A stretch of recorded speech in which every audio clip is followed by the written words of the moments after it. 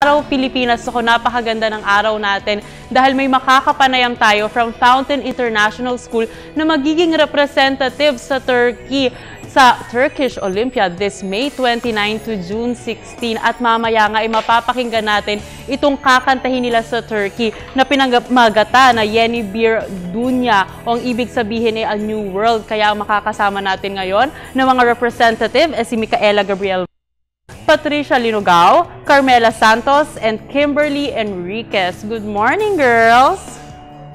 Good morning! Okay, so Patricia, siguro pwede mo ba kaming kwentuhan tungkol saan ba itong festival na ito? Sa pagkakaisa po ng buong mundo. Alright. Ikaw, do you have any idea about this festival? Ayun nga po, as she said, it's all about uniting different cultures and countries. Yun po. Kayong dalawa, meron ba kayong idea kung ano-ano ba yung mga festivals or activities sa festival na inyong ine-expect? Singing, dancing, and sa poem po. At anong category pa kayo napapabilang? Singing po. At anong kanta naman ang kakantahin ninyo? Share. Iba-iba po yung kantang kakantahin po namin sa nababagay po sa boses. Alright. Balitaan ko, kakantahin nyo daw itong Yeni Bir Dunya, tama ba? Opo. At ano ba ang mensahe ng kantang ito? Ang mensahe niya po yung bagong mundo na simula rin ng pagkakasama-sama ng lahat ng tradisyon ng iba't ibang country. Alright. Nako, at kakantahin nyo ba to in different language? In a different language? In Turkish, yes. Yung Turkish song, nako. Okay, alam nyo ba, nakausap ko before, na-interview ko before si Sir Onur. Actually, ilang beses ko na siyang na-interview. At sabi niya, yung mga estudyante daw ng Fountain International School, they know about the culture of Turkey. Yung food nila, yung everything about Turkey. So kayo ba, mga girls, can you please tell me about anything about the culture of Turkey? Ano po sila? Parang conservative, saka po hospitable. Alright, ikaw Patricia, ano bang favorite Turkish food mo? Lahmacun po. Ano naman yun? Yung bread po siya na may vegetables. Alright, ikaw? Maklube po. Ano naman yun? Rice po na may patatas na kahit chicken po or beef. Ikaw, what's your name? Kimberly. Carmela po. Carmela. Yung favorite ko po, cockroach. Ano naman yun? Ano yun? Ano po siya, parang intestine ng sheep. Wow, wild. Ako naman ang favorite ko yung yogurt. Anything with yogurt, basta Turkish food, that's my favorite. Before nga, nilutuan pa ako nila Sir Onur sa kanila mismong foundation sa Fountain International School. I went there, tapos pinagluto nila ako. And I really, really like Turkish food. Okay, so ano naman ba yung pinaka nagugustuhan nyo sa Turkish culture? Carmela? Madali po silang pakisamahan. Alright, yun lang. At ayun nga po, tsaka sinabi ko po kanina, conservative po sila, parang tayo, conservative din naman parang tayo. nga po tayo Okay, so gusto ko lang malaman, medyo kasi mahirap yung kakantahin nyo kasi in a different language. Obviously, hindi yun yung ating first language, yung Turkey or yung Turkish. Paano ba yung, kumbaga, pag-e-ensayo na pinagdaanan ninyo, yung training ninyo? Pwede nyo ba sa akin ibahagi? Siyempre po, nung una po, bago nyo po kabisaduhin ng lyrics na yun, kailangan nyo po muna intindihin para po masa puso nyo po yung kanta at maintindihan nyo po, mabigyan nyo po ng emotions. Pero Patricia, kayo ba nag-aral nitong lengguwahe nila?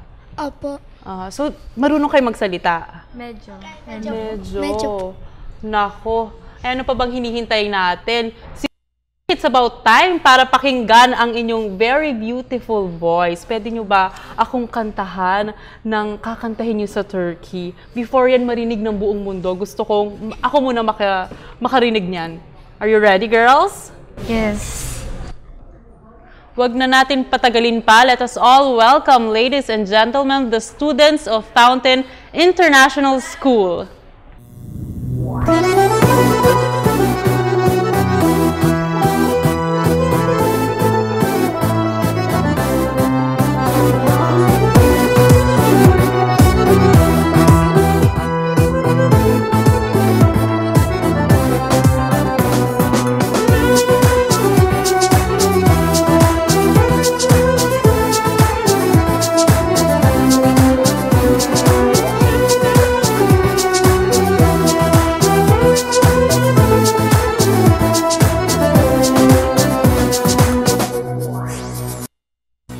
Gördüm nuru geleceği rüyamda bir gece.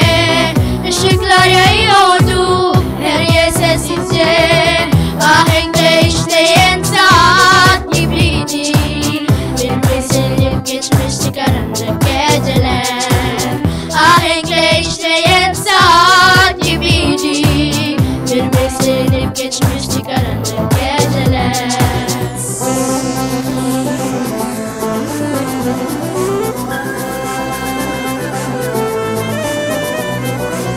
Yeni bir dünya, yeni bir dünya, yeni bir dünya kuruyorlardı. Yeni bir dünya, yeni bir dünya, yeni bir dünya kuruyorlardı. Her taraf gökler gibi pırıl pırıl. Yeni bir dünya kuruyorlardı. Her taraf gökler pırıl pırıl. Yeni bir dünya kuruyorlardı.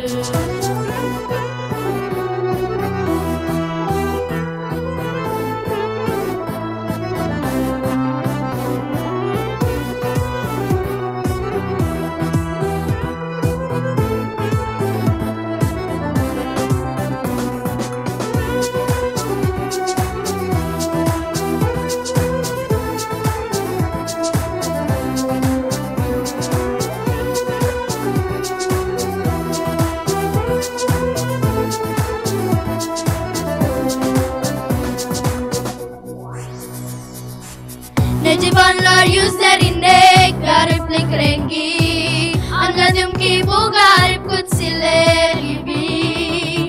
Şükranla gezenler vardı kol kola. Sonra bir bir ulaştı herkes bu yola. Şükranla gezenler vardı kol kola. Sonra bir bir ulaştı herkes bu yola.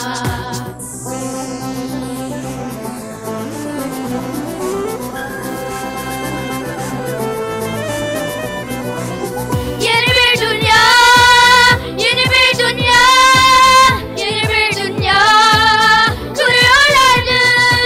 Yeni bir dünya, yeni bir dünya, yeni bir dünya kuruyorlardı.